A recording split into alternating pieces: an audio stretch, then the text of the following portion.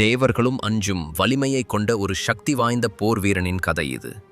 இவன் இலங்கையின் இளவரசன் மட்டுமல்ல, இதிகாசங்களில் சிறந்து விளங்கிய வீரர்களில் ஒருவன். அவன் பெயர் மேகநாதன். ராவணனுக்கும் இலங்கையின் மகாராணி மண்டோதரிக்கும் மகனாக பிறந்தான். அவன் பிறந்த தருணத்தில் இடியுடன் கூடிய ஒரு உரத்த அழுகை வானில் எதிரொலித்தது. அதனால்தான் அவனுக்கு மேகநாதன், மேகங்களின் கர்ஜனை என பெயர் வந்தது. மேகநாதன் ஒரு முறை தேவர்களின் தலைவனான இந்திரனை தோற்கடித்து இந்திரலோகத்தையே கைப்பற்றினார்.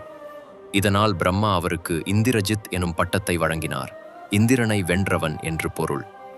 இந்திரஜித்தின் அசாதாரண வீரதீரத்தால் ஈர்க்கப்பட்ட பிரம்மா அவனுக்கு 2 முக்கியமான வரங்களை அளித்தார். நிகும்பில யாகம்.